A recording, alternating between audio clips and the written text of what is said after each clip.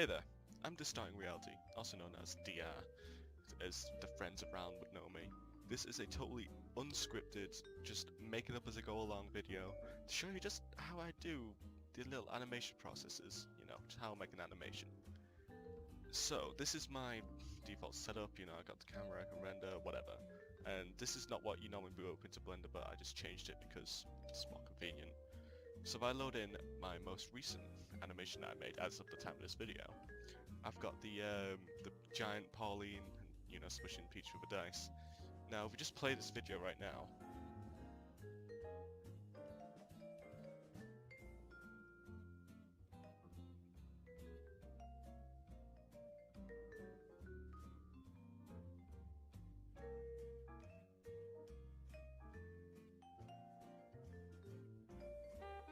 you can see that it's, just like the GIF, nothing going on. I mean, you got all these like bones, what are these doing here?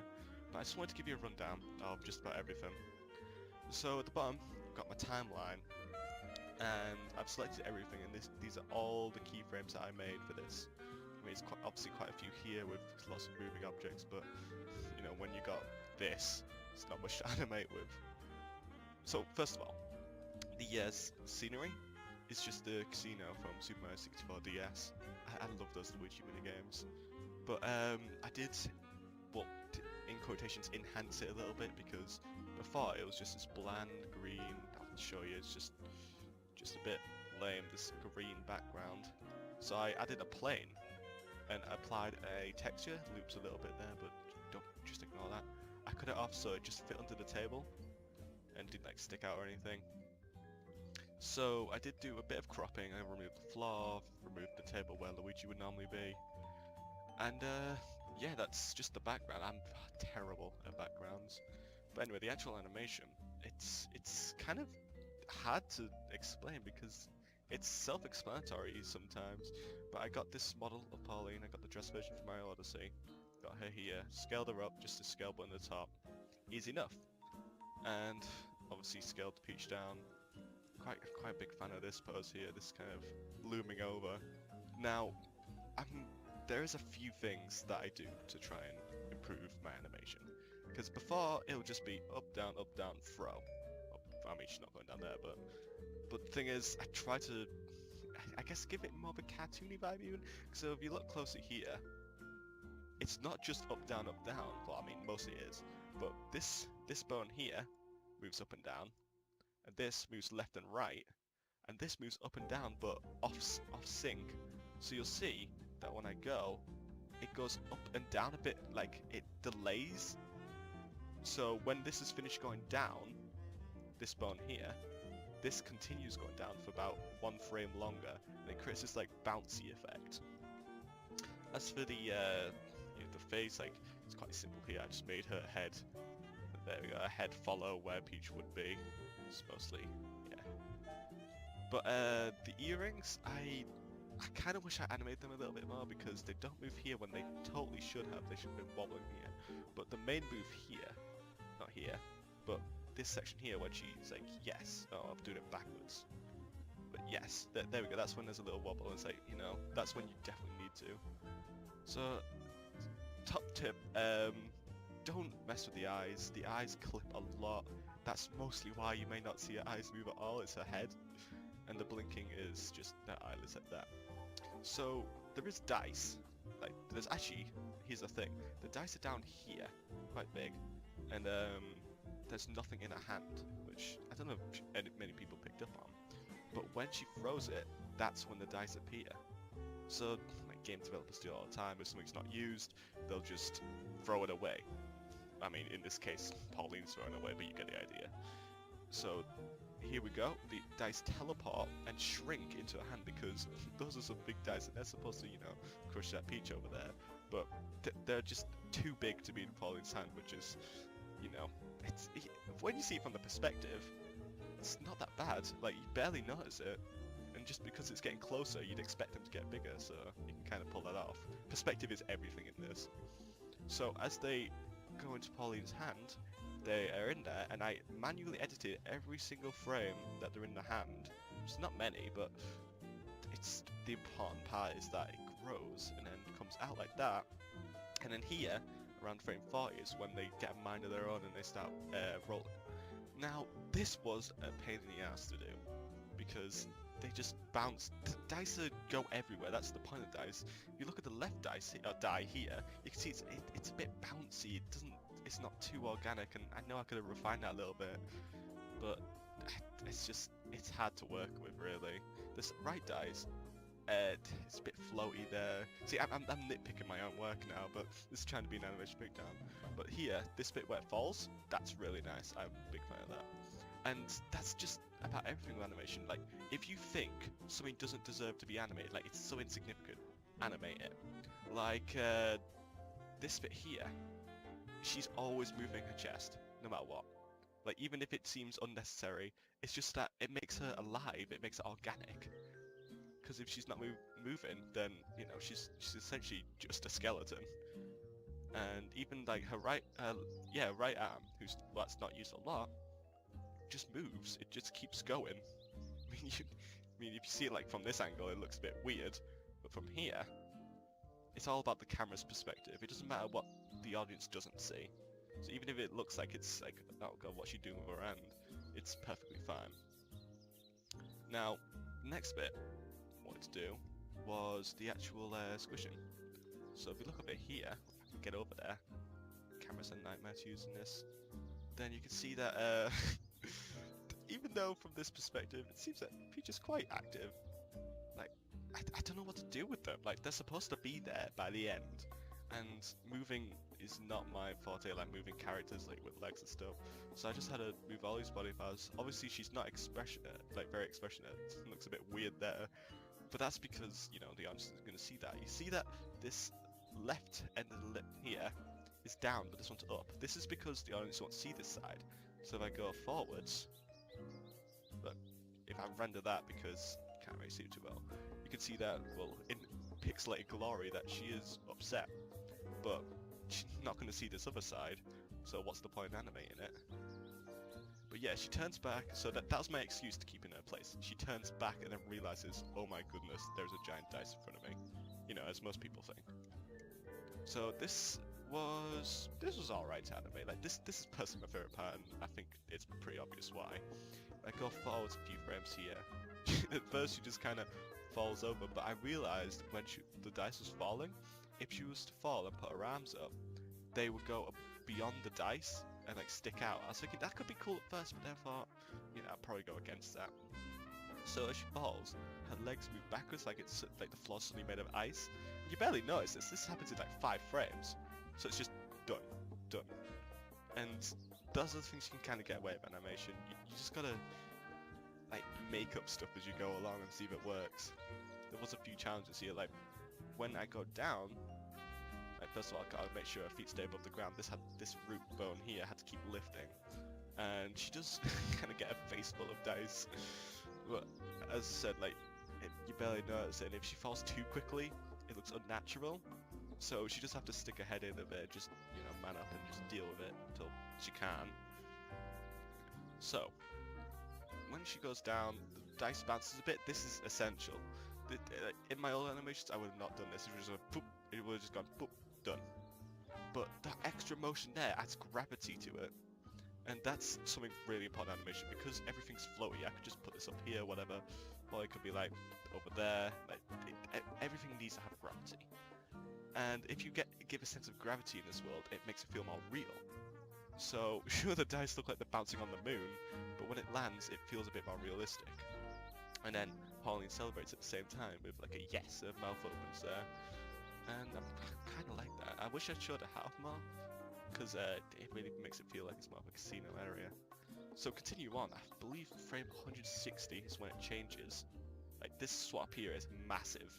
Like you may not see it in the animation, like it's just boop. But if you come out of the camera, whoa, where did this hand come from? So this is one of the best parts of animating, is the parts that people don't see. This dice, but before the animation, just kind of, as it rolls past the camera, it just stops. It's done. Yeah, that thing doesn't move for the rest of the animation, you know? Because it's off screen, who cares about it? So after frame 160, tons of things change. So 60 to 161. First of all, you might notice the elephant in the room Pauline, sorry about that, Pauline, she just moves up. But not only that, because I realised that she's actually quite small in comparison to these dice. These dice are pretty big. So what I did was, between frame 160 and 161, the transition, she becomes bigger. Even bigger than before. This part is totally unanimated because it's not necessary, but this part is her actual hand. So this is the essential part because this is all you see, especially when it pans out, and only when it pans into frame does it start animating. Because, you know, if you're not going to see it, what is the point? It's like an artist drawing a Mona Lisa outside of their view. So another thing to note is that if I remove this dice here, just make it invisible for a second, between frame 160 and 161, Peach's pose completely changes. That's because when you're flattening someone, it's a little tough. It's they just gotta go straight down and even sometimes clip through the ground. So just play that again. It's just clip. You can see her hand clips through the ground there. She's got a few artifices. She looks a bit, I don't know, kind of crispy with these textures. The Odyssey textures are terrible for scaling down because they become all pixelated and you can really just see the vertices and faces and stuff. But anyway, between 160 and 161, I freshen that up. I mean, there's a little odd thing, but anything that's transparency has something. Look. So she now has a genuine flat pose, and she just stays like that for the rest of the animation. She's done. You know, she's flat as a pancake. And so the thing is, this kind of weird blocky look also showed through in the render. The reason why you didn't see it though, is if I put it to the end, can't really do that very quick, can I? Is well, when I render it, look, she looks clean. She looks really clean. And that's because between frames 160, 161, the most important frames of the entire animation, is that this little tick box here, shadeless. So it doesn't always show in the viewport, but it always shows in the render. And if it wasn't shadeless, but let's do that for example. I wish I could do it properly. So let's just make it not shadeless here, and then zoom in. There you go, you can see her legs just look terrible. And I was thinking, what am I going to do? These Odyssey models are pretty terrible for this. Normally I'd use a plane and apply a texture on, but I thought, nah, I just want to do the 3D. Just get it over with, you know? So it's just a shadeless. That's all you had to do. I mean, I'll turn that back on, because that's probably a necessity, so I'll render that again. But maybe the right frame would help. There you go. So it's just the little things that just improve the quality of your animation. The dice, when it gets flicked away, I think I did it a little too fast, but I think it came out fine overall. But again, I just edited. If something happens fast, I normally edit every single frame because interaction between objects is hard.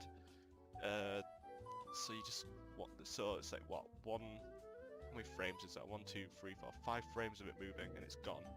2, 3, 4, 5. So on the last frame, I made sure it went extra far. It should not have gone that far that quick, but since it was off screen, you could just have it away. So yeah, easy enough. And the rest of it is just, you know, make sure you have this motion. There's got to be motion. If there isn't, you'll bore your audience. It's like, oh, this is just a stick figure that you're animating. No, it's got to feel alive, so that's why things move around. You know, she's lifting her hand up and down, she takes it away. I mean, Peachy, well, she's not moving for obvious reasons. I mean, that's totally understandable. I could say, hello, yeah, I'm still alive, don't worry about that. But the other thing that I just love so much is lighting. You can see a little few spotlights here. These are mostly for the start of the animation when Pauline is looking over Peach, because if I just render that now, you can see that there's a few shadows, you know, lurking around. It's, you know, but if I remove these, let's say I delete them, and where's my heavy? There it is, and just made it default. So this was the render before, and this is with no shading. It's subtle, but it really does make a difference. So the lighting is always important. See how it just adds back to it? Boom. It just makes it look smoother. And I don't know why, but the shadows seem to be weird here. They didn't connect with Peach's feet. Not sure why, she is on the ground. Don't worry about that. But, well, I'm not sure, it's just blend the blender. And, yeah, the camera is also one of the most important bits, because that's the bit the audience will see. So, for this bit, I just had it still, because this is my beginning shot. This is like, whoa, everything's flying by, like cinematic. And the animation, this bit here. So most people will just do point A to point B, but if you do like a twist and like have the camera almost feel like it's being controlled by a human, it creates a much more natural flow, and it's not just a go here, go here. So you see how it flicks with Pauline's finger? That makes it feel much more alive. The more movement, the better. That's what I find anyway. I don't think I've reached a point where too much movement was just terrible. So if you look on the top right, there's a project time that says 3 hours, 13 minutes and 59 seconds. Believe it or not, moved something? Yeah, it just moved to 3 hours 14. So I installed this add-on to make sure to know how much project time I spent with this. So as you can see, I believe it was shorter. So let me just reload the save. It was 2 hours 57 minutes, so just short of 3 hours. But that included rendering time, which took a bit of a while. So it didn't take too long to make these animations, which is fantastic. It allows me to do what I want and enjoy it. But yeah, it's just if I compare this to one of my older animations, I just feel like how far I've come. And obviously, someone might be looking at this and thinking, what do you mean how far you've come? This is garbage. And I mean, to each their own. Someone may not like this, and that's totally understandable. But for how much progress I've made, I thought I've done a pretty good job. And I'm not being a big egotistical idiot here. I'm just genuinely proud of my work, and I think more artists need to be. But yeah, if I play all these frames back here, see that all that little motion in Pauline's arms, in her chest, in her head, and even in her mouth when she moves, just creates this like, almost human character. I mean, Pauline is human, but it just makes it feel more alive. If you wanted to animate, my tip is move everything. I mean, it depends how much effort you put, when it's fine. I mean, I did move her hair, but only a very little bit to make sure it sticks behind her body instead of just flying up. Because I believe when she nods, it goes up a bit, which would just look a bit ugly. So it's just the quality of life, really. I mean, you can put as much effort into it as you want. You know, think smart, not hard. I don't know. Work smart, not hard. Jesus, can't even get that right. But yeah, that's all I have to really show though. There's not too much to it, to be fair.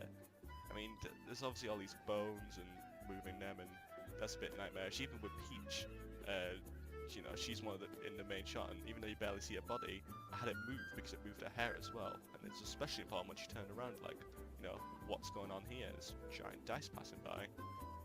And by far the hardest part to animate is that entire animation was the dice.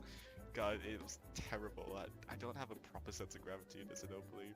But when it's playing back, it's not too bad, but you could argue that it looks a bit trash. Might not be enough of my own work. That's just an animation breakdown of one of my recent gifts, at least at the time. And I don't want to say I hope you enjoyed, because that is the worst way to end this. So I guess the real way to end this is really just to kind of